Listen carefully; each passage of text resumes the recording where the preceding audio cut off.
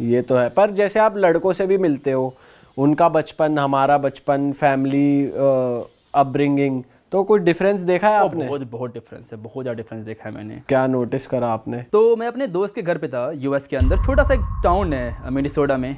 तो वहाँ पे सब कुछ एकदम डिफरेंट है, उनकी थिंकिंग बहुत डिफरेंट है। जैसे कि ब्रिडन का एक जो लाइक फ्रेंड वगैरह है, फ्रेंड नहीं, उसका एक भाई जो वगैरह है वो गे है, ठीक है।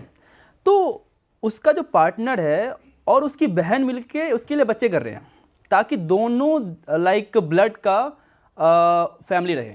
और तो कुछ ज़्यादा ही आगे बढ़ गए। ज़्यादा ही आगे बढ़ गए। और ये छोटे टाउन में हो रहा है, स्मॉल टाउन में हो रहा है। एक मेरी फ्रेंड थी यूएस की, तो उसकी बहन ने अपने भाई को पढ़ने के लिए पैसे दिए और उस पैसे का इंटरेस्ट ले रही है वो।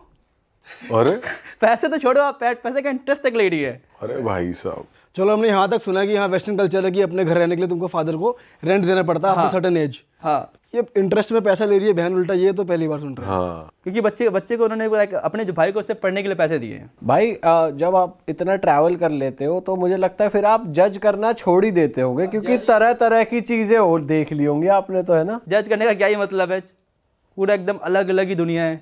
उनके हिसाब से हम गलत हैं, हमारे हिसाब से वो गलत है, तो क्या ही जज करना। भाई मोटा मोटा जितनी फेमस कंट्रीज के बारे में हम देखते हैं, वीडियोस देखते हैं, व्लॉग्स देखते हैं, वो तो हम सबने देखे ही हैं, जैसे चाइना, जापान, रशिया, यूरोप की काफ़ी कंट्रीज हैं। कुछ ऐसी अनएक्सप्लोर्ड कंट्रीज जहाँ पर आप गए उनके बारे में थोड़ा बताओ कि वो कौन सी कंट्रीज में गए और वहाँ की कुछ वियर्ड चीज़ें, कुछ इंटरेस्टिंग फैक्ट्स। 2-3 कंट्रीज़ हैं, फॉर एग्जांपल चैड हो गई, काफ़ी सारे लोग गए नहीं हैं। Central African Republic, Liberia. मैं लाइबेरिया का एग्जांपल देता हूँ। लाइबेरिया कहते हैं कि वन ऑफ द मोस्ट ह्यूमनिटेड कंट्री इन द वर्ल्ड है। सबसे ज़्यादा उन्होंने लाइक ह्यूमन्स खाए हैं उन्होंने। अच्छा। कुछ स्टडीज बताती है कि 2 से 3% लोगों ने ह्यूमन खा रखा है वहाँ पे। अच्छा, 2 से 3% आज भी लोगों ने। खाते? नहीं, आज नहीं खाते, जब वॉर के दौरान खाते थे वो लोग। अच्छा। और एक उसमें बड़ा इंटरेस्टिंग नाम है, जनरल बट नेकेड। क्या सीन है उसका जी? वो नेकेड था, जिससे नाम से सुन रहा है कि नेकेड। तो वो जनरल था अपने रैंक में, और वो नेकेड भी रहता था। अच्छा। तो वो लड़ाई के लिए यूज़ करता था चाइल्ड सोल्जर को। अच्छा। जो 8 साल के बच्चे हो गए, 7 साल के बच्चे हो गए, 10 साल के बच्चे हो गए, तो वो इतना ज़्यादा क्रूअल था कि वो बेट लगाता था कि अपने दोस्तों के साथ कि देखो ये एक महिला जा रही है और इसके पेट में बच्चा है, ये प्रेग्नेंट है, तो बच्चे लोग जो पता करते हैं कि इसके अंदर मेल है या फीमेल, और वो उसको काट देता था। और काट के चेक करता था, निकालता था, मे भी 6 महीने होंगे, मे भी 7 महीने होंगे। काट के निकाल के बच्ची भी मर गए, माँ भी मर गए। अरे बाप रे। और निकाल के देखा, अच्छा जी ये चीज़ तो मेल है, चलो तुम पैसे हार गए। इतना ज़्यादा क्रूअल बंदा था वो। और उसके बाद उसकी जो सेना थी वो बच्चे वाली सेना थी, तो उसको पिलाता था ब्लड। किसी गांव में जाएगा, एक बच्चे को मारेगा और उसको उसका सबको ब्लड पिलाएगा, और उस ब्लड से पिलाने के बाद बच्चे बताते थे कि तुम कभी हार नहीं सकते हो, तुम जाके लड़ाई करो।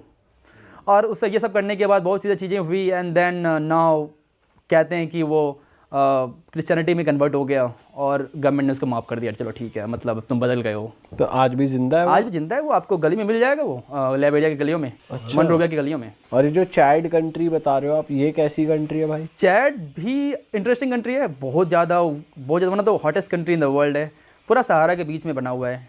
और उनकी सबसे प्रॉब्लम है कि वो एक, आपने नाम सुना होगा, बोको हराम।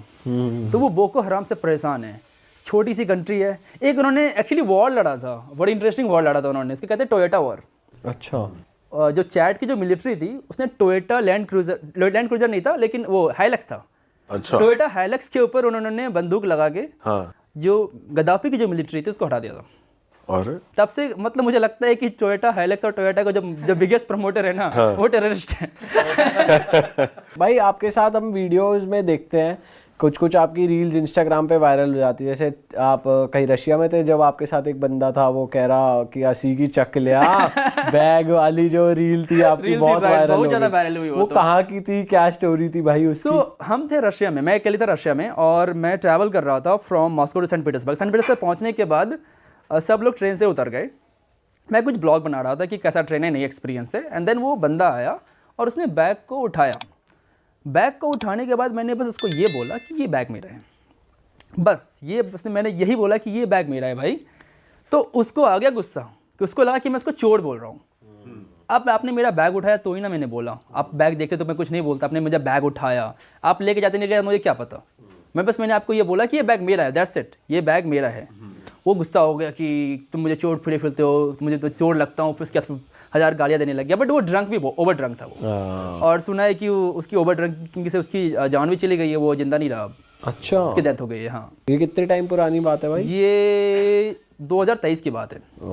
ये वीडियो अब वायरल हो रही है। हाँ, अब वायरल हुई है। और भाई कुछ लोग आपको कन्वर्ट होने के लिए भी कह रहे थे ट्रेन में, वो कहाँ की बात है? वो भी बहुत वायरल हुई हाँ, थी। ये बात थी अल्जीरिया की। अच्छा। अल्जीरिया में actually Algeria is not only example, आपको बहुत सारे मुस्लिम कंट्री में देखने को मिलेंगे। अफगानिस्तान ले लो आप, अल्जीरिया ले लो, कजाकिस्तान ले लो, जितनी मुस्लिम कंट्रीज है ना, एक कोई नहीं कोई आपको एक बंदा तो मिल ही जाएगा जो आपको बोलेगा कि कन्वर्ट हो जाओ। ये बहुत नॉर्मल है। ये बहुत नॉर्मल है, बहुत ज़्यादा नॉर्मल। और ऐसे लोगों से कैसे डील करना चाहिए भाई? मैं तो क्या क्या करता हूँ, पूछता हूँ मुस्लिम हो? हाँ मुस्लिम हूँ, ठीक है, कुछ नहीं बोलता फिर वो।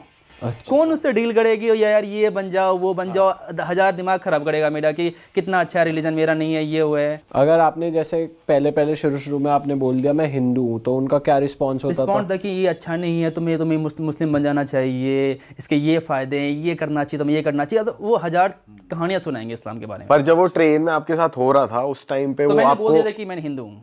अच्छा, कभी कभी फिर आपका मजाक उड़ाने लग जाएंगे टीके का। एक बार मुझे याद है, सोमालीलैंड की बात है, वो बता रहा था कि तुम किसी चीज़ को भी पूछ लेते हो, ऐसा बोलने लग गया मुझे।